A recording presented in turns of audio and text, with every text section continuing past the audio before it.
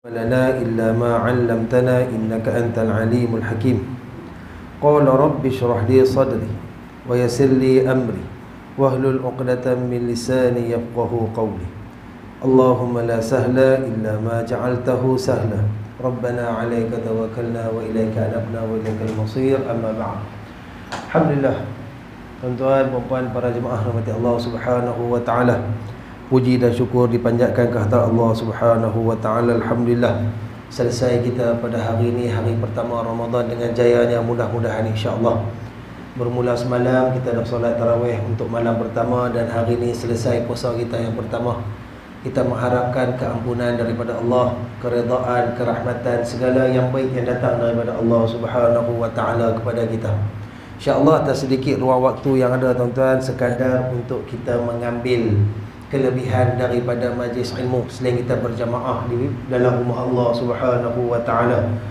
Kita mesti banda satu sifat terima kasih sebab kita masih lagi dipanjangkan umur.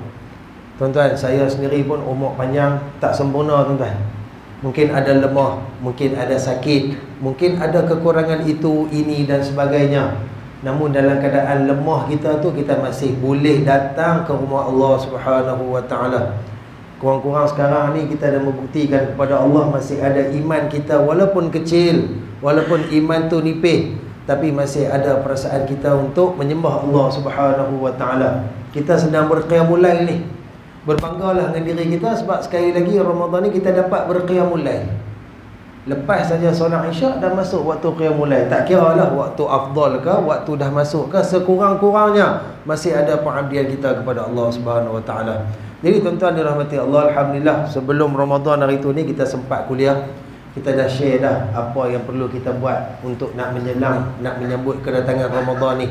Dan alhamdulillah hari ni kita telah pun berada dalam Ramadan. Sekadar nak mengerti diri saya dah, tuan-tuan, antara amalan-amalan kita masih lagi berada di awal. Pertamanya saya nak ulang balik bab puasa yang kita sebut hari tu ni, tuan-tuan. Tolong buat puasa yang terhabis baik. Puasa yang bukan sekadar kita tak makan, tak minum. Puasa ni adalah puasa yang menjadi titik tolak kita berubah ke arah yang lebih baik kepada Allah. Puasa yang lepas ni, dia bukan sekadar kita tahan makan, kita tahan minum, tapi kita nak tahan mata, nak tahan telinga, nak tahan lidah, nak tahan tangan kaki. Daripada apa? Daripada melakukan benda yang disebut sebagai kufur nikmat kepada Allah. Yang itulah benda-benda dilarang oleh Allah Subhanahu wa taala. Umur tak menjadi masalah, sebab pada Allah umur ni hanyalah satu angka. Sedangkan kematian ni tak berdasarkan umur. Tak ada syarat kena lepas sekian-sekian umur baru dia akan mati. Tak ada syarat. Mana kata apa yang kita nak buat hari ni, tuan-tuan, puasa ni kita nak didik diri kita. Kita tengok hari ni sudah hari ni, hari pertama. Kita ada baki 29 hari lagi, insya-Allah. Hari pertama ni kita rasa puas hati tak dengan puasa? Dengan kita puasa tadi, hari ni kita ada kata lagi tak ke orang? Kita puasa hari ni, mata kita ada tengok tak aurat orang? Ada tengok tak benda yang Islam larang?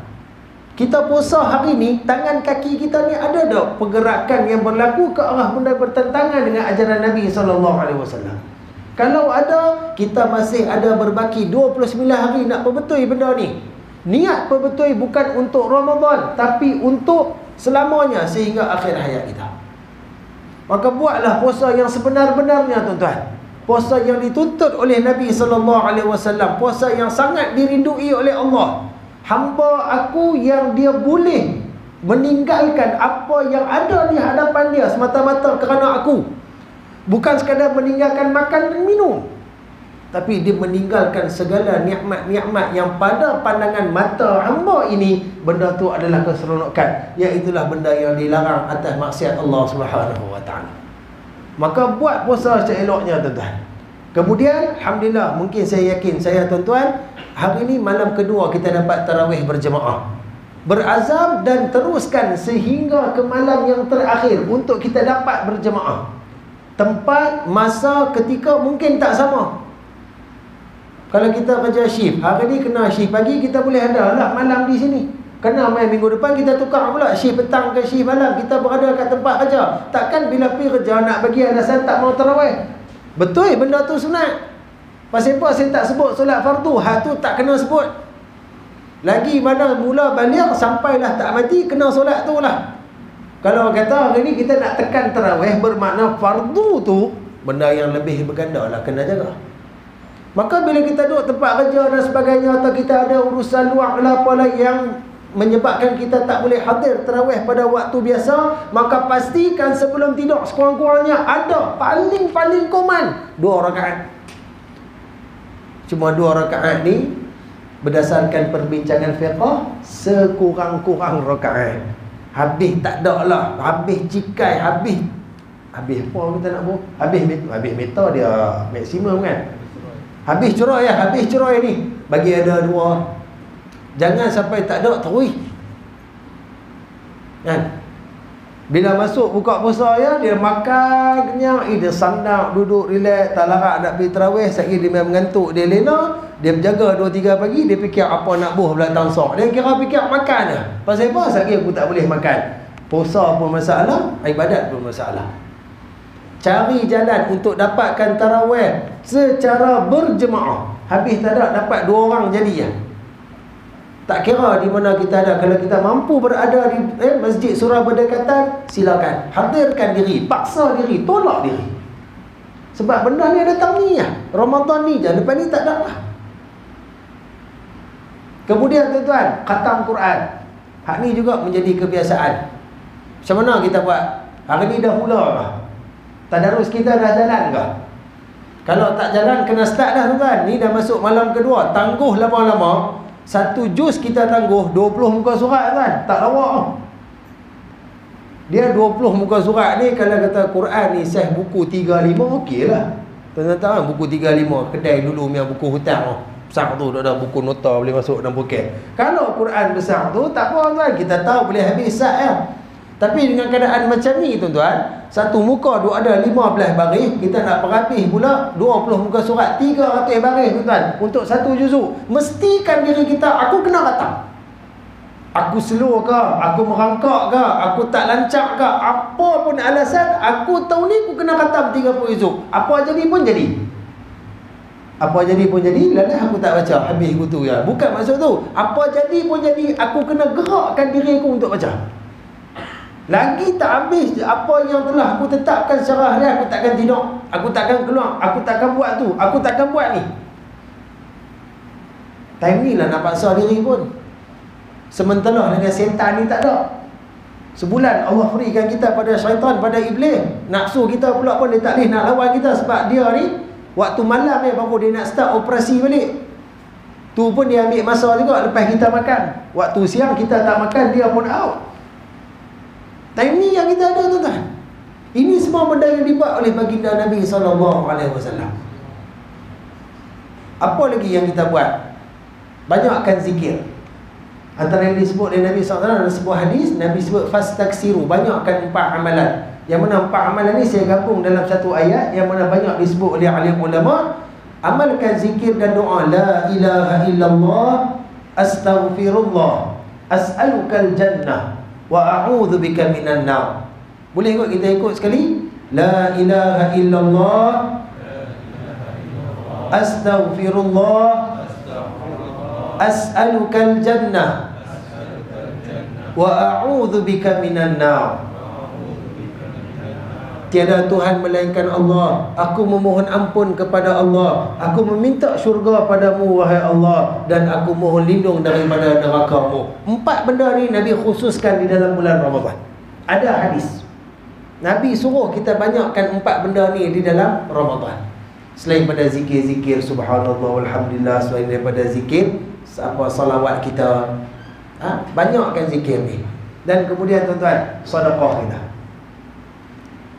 Hari ni banyak mana kita sedekah, tuan-tuan saja yang tahu.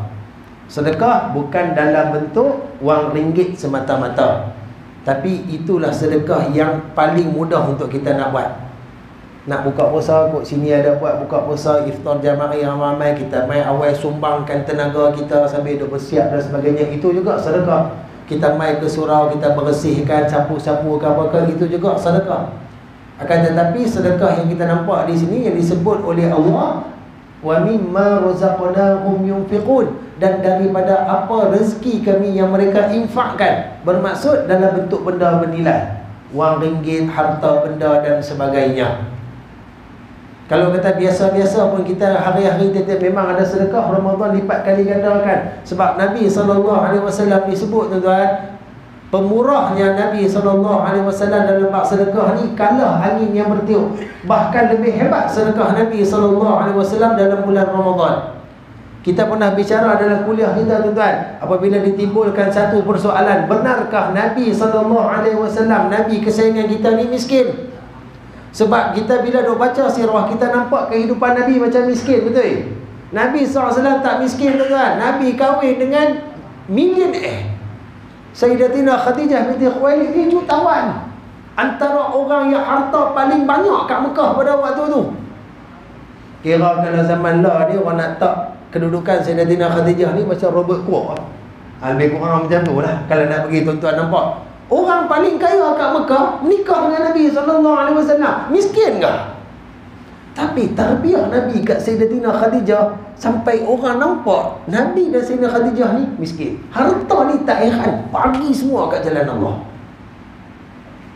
Kita tak mampu, saya tak mampu nak bagi semua tuan. Tapi pastikan ada bahagian yang kita telah tetapkan untuk jalan Allah Subhanahu Wa Taala. Nak infak ke mana? Infaklah. Nak infak kat surau, nak infak kat masjid, nak infak kat mahat tafi, nak infak kat rumah anak yatim. Cari orang-orang susah, kenalan-kenalan kita. Apa-apa yang kita rasa dengan kita bagi ni, manfaat tu akan balik kat kita. Ingat tuan-tuan, bulan Ramadan gandaan pahala jadi gila kan. Pasal apa saya kata gila? Sebab istilah kita nak hampak kata benda tu dia jadi macam tak masuk akal. Contoh kata Quran, Nabi SAW hampak biasa-biasa bila kita sebut satu huruf 10 tuan. Bila kita baca Bismillahirrahmanirrahim, dia jadi 190. Dia ada 19 huruf. Bila mai Ramadan, 190 tu kali pula dengan 10. Itu atas rahmat Ramadan. Tak kira lagi apa yang Allah Ta'ala nak gandakan lagi. Kira minimum bila sebut Bismillahirrahmanirrahim, minimum 1900. Minimum. Dia tak main lagi. Kok Allah nak tambah lagi, tengok ikhlas kita lebih, iman kita tinggi, Allah nak suka hati Allah. Sama dengan solat, sama dengan puasa, sama dengan sedekah. Kalau dalam bab sedekah Allah sebut satu kita bagi, Allah balas hingga 700 kali ganda. Mai Ramadan dia boleh jadi 7,000 atau 70,000 kali ganda atau lebih daripada tu. Kita dengar bagi RM1 untuk satu apa-apa ke, orang kata investment ke apa ke, bagi RM1 dapat 700. Kalau lah ni ada, saya yakin, saya tuan-tuan semua kita serbu masuk. Hak investment Ramadan RM1 boleh dapat sampai 70,000 bahkan lebih. Kena pula kita invest tu malam Al-Qadar 70,000 kali pula dengan 1,000 bulan. Saya tak erti lah. Nak kali ikut mana, wallahualam, saya tak erti lah. Sebab tu kita sebut bahasa kita ni gila kan. Kira pahala ni Allah sirak macam tu, Allah tahu-tahu je. Siapa berasa nak ambil, dia akan ambil. Banyakkan infak, banyakkan sedekah. Ni pun saya dah bawa tabung tuan-tuan. Dia bukan cerita bab ni sebab nak tunjuk benda ni dah, tapi kita bagi ruang kan untuk Mahat Tafih Al-Khairiyah, Mahat Tafih yang memang di sekolah kami ni, Madrasah Khairiyah. Kita nak cari bantuan untuk bantu anak-anak yang nak ke Mesir dan juga pelajar-pelajar kita di sana. Ada tabung lelaki satu, perempuan satu. Tuan-tuan, buhlah. Berapa pun tak ada masalah. Tak mau pun tabung ni pun tak apa. Tu belakang dinding ni ada tabung surau. Dan kita buat masa-masa. Tuan-tuan, antara tempat paling suka saya main kuliah tahun ni kan. Sebab saya nak main kuliah tahun ni, saya tak boleh makan.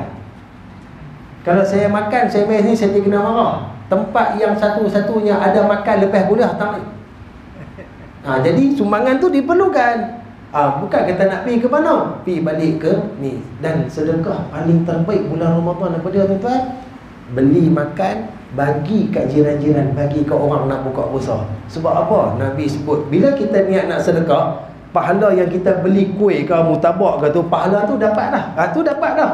Dia ada satu ekstra. Bila orang yang terima pemberian kita ketika buka puasa, dia gigit makan makanan kita tuan-tuan, automatik Nabi kata kita dapat pahala puasa dah.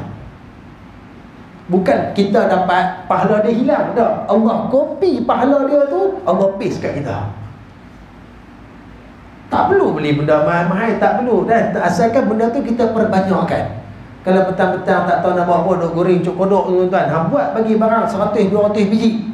Hantar sebanyak rumah yang boleh, hantar masjid surau.